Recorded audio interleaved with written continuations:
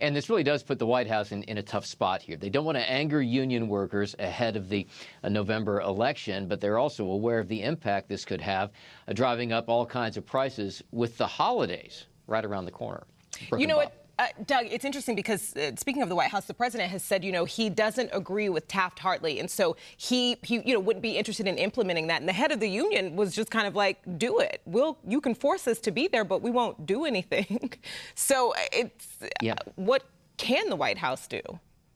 Well, yeah, Taft-Hartley is the law that, as you rightly point out, would allow the president to order the workers to go back to work and order both sides to get back to the bargaining table. It's a cooling off period to prevent, a national impact. And the president has made it very clear he does not support doing that. These dock workers think that they are in a very good position here just because of the ripple effect through the economy that this thing could trigger. So here we are, 33 days or so left until the election. How soon do economists say that we could start really feeling the effects of these price hikes? It depends on the goods. And we're already seeing people starting to crowd into Costco's and that kind of thing. This is different than the pandemic supply chain issues, which were kind of widespread, hitting everything. People were stocking up on toilet paper. Toilet paper, a lot of it is made domestically, so that's not one of the items that necessarily comes through these ports. We're talking about things that are shipped internationally. That's still an awfully big component of the economy, though. Yeah, but as Doug pointed out, it's kind of like this fear cycle that people have in their minds, and so part of it is just clearing the shelves for no reason. It's like a run on the banks. Yeah, your toilet paper will be fine, folks. We're okay. We've been talking about the White House and how, the White House says that, they are going to stay on the side of the workers right now, not intervene. Is that easier to say, even though we are really close to the election, just before we start to see real serious effects of this?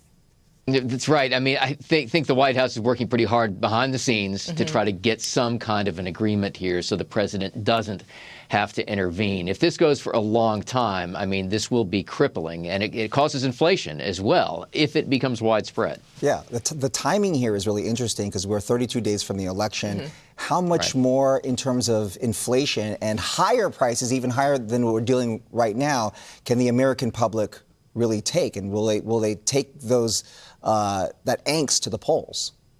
That's right. I mean, inflation is a big issue for voters. The administration has been touting the fact, and it's true, that inflation has come down quite a bit. So the rate of increase is not nearly what it was just a few months or a few years ago. And here we are looking at this event that could cause inflation to skyrocket once again. I'm just curious to see if this conversation changes in a week or so. Well, yeah, we shall see. Yeah, well, that's right. I mean, all of a sudden, then that begins to focus minds even more on all sides of the equation. Because although they're governed differently, the president did intervene when it came to rail unions.